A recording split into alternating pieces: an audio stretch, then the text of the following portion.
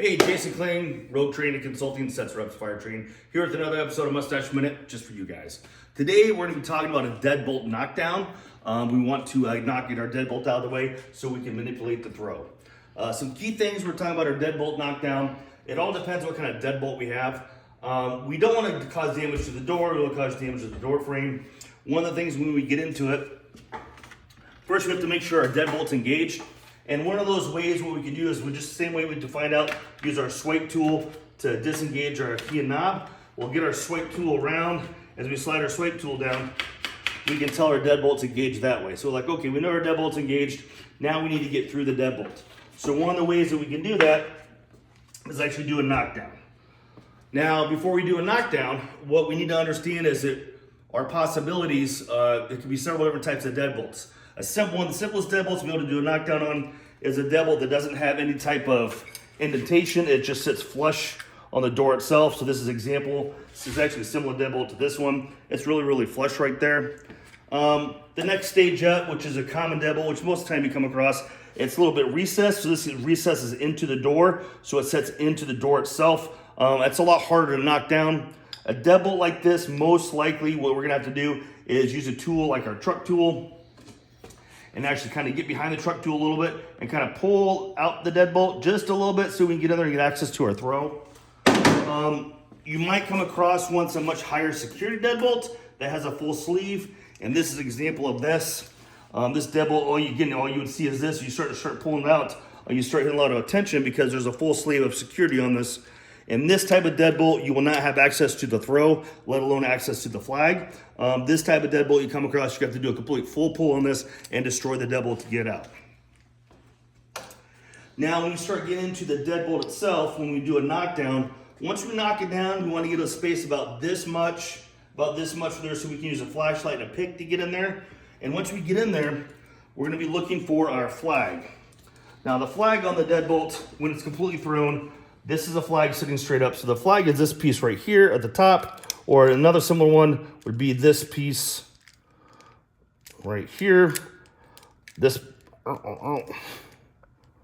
little guy, as you see, we want to grab this with a pick. We have to pull this up and over. So in order to do that, we get it there and we pull it up and over, and that's our flag.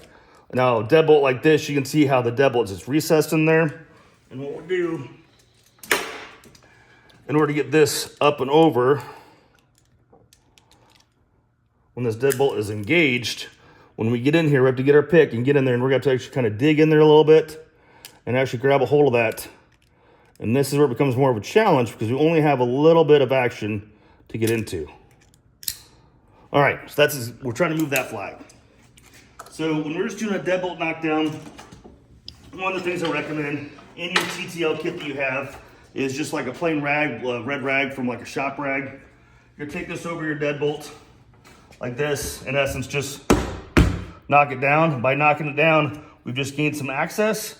Sometimes we gotta pop it back up, pop it back in. At that point, we've got some access to our deadbolt that may or may not be just what we need. Then we can take our flashlight and we can get in there. And if you see all the way in there, you can see that top of that flag sitting in there. We'll get the camera down a little bit more. You can see the top of that flag, the little silver piece. We're gonna try and grab a hold of that, and we're trying to flip that over.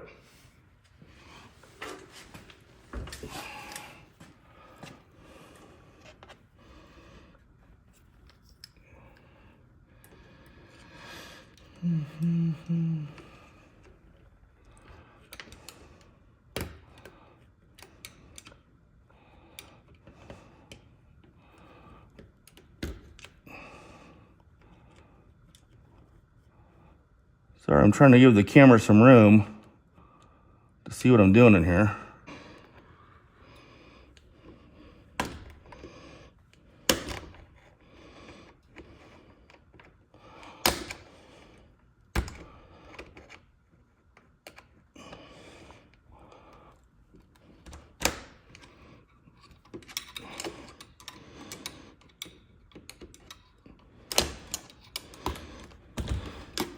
All right, so we've knocked down our deadbolt. We've manipulated the flag on the throw, got the throw back in.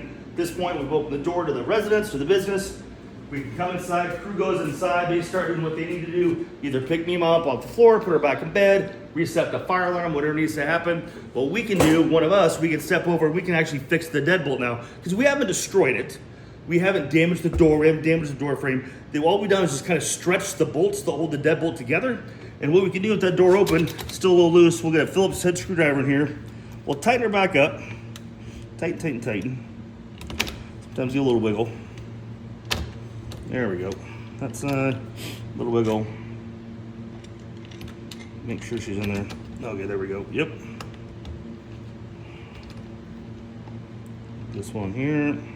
At this point now, we go to leave. The deadbolt still works. Obviously, if we're in the house, we can't throw the deadbolt for being outside the house. But if they have a garage door, what we can do is we can go ahead and lock the deadbolt. Deadbolt still works. We can go out, we can exit through the garage or a side door if we need to with the key and knob. And the nice thing is we come around here, take a look at the deadbolt's still engaged. It works. It's not really damaged. Frame's fine, door's fine. We're good to go. All right, that's our deadbolt knockdown. Thanks for coming and joining us today at Mustache Minute.